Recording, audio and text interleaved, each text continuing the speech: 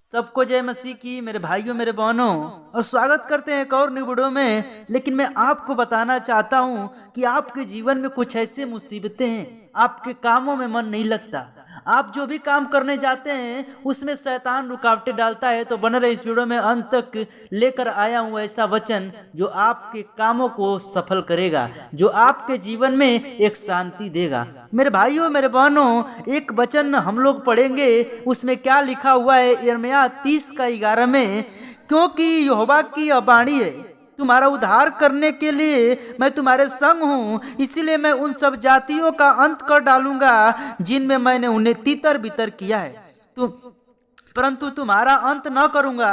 तुम्हारी ताड़ना में विचार करके करूंगा और तुम्हें किसी प्रकार से निर्दोष न ठहराऊंगा। हालेलुया। मेरे भाइयों मेरे बहनों, ये वचन हमको ये सिखा रहा है कि हमको परमेश्वर पर विश्वास करना होगा।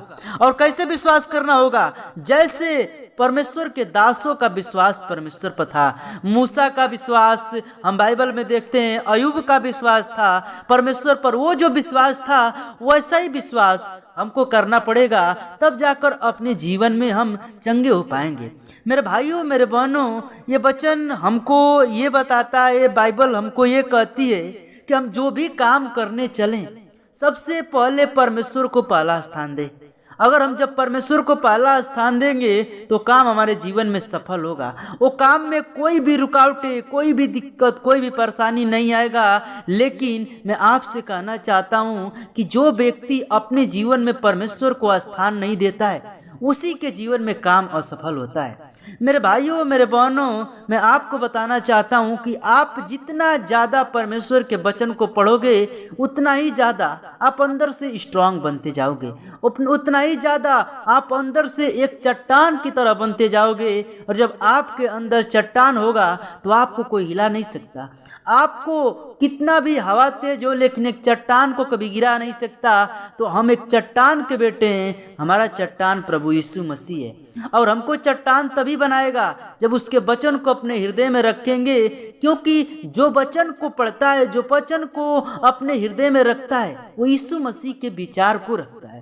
क्योंकि बाइबल में जितने सारे वचन हैं, ये परमेश्वर के विचार हैं। कोई शब्द नहीं है जिसको हम पढ़ लिए भूल गए, नहीं, यही शब्द हमारे जीवन को बदलते हैं और यही शब्द हमको स्वर्ग तक लेकर जाएंगे। तो मेरे भाइयों मेरे बहनों, मैं आपसे कहना चाहता हूं कि ये शब्द को आप वैसे पढ़िए जैसे परमेश्वर के दास पढ़ते हैं, और पढ़कर एक सामर्थ को, एक आग को अपने अंदर रखते हैं। मेरे भाइयों मेरे बहनों, परमेश्वर कभी कभी ऐसा होता है कि किसी व्यक्ति को क्या होता है, परीक्षा में डालता है। लेकिन मैं आपसे बताना चाहूंगा कि परमेश्वर हमें भी परीक्षा में डाला है। हमारे साथ भी कुछ ऐसा हो रहा है मेरे भाइयों मेरे बहनों कि मैं परमेश्वर का वचन पढ़ता हूँ, वचन देता हूँ, लेकिन हम परीक्षा में इस समय पड़े हुए हैं। हमारे शरीर में, हमारे जीवन में कुछ तकलीफें हैं। लेकिन मैं आपसे ये अनुग्रह करूँगा कि आप लोग भी मेरे लिए प्रार्थना करें कि मैं उस परीक्षा से निकलूँ और परमेश्वर मुझे निकाल कर अपना काम कराए।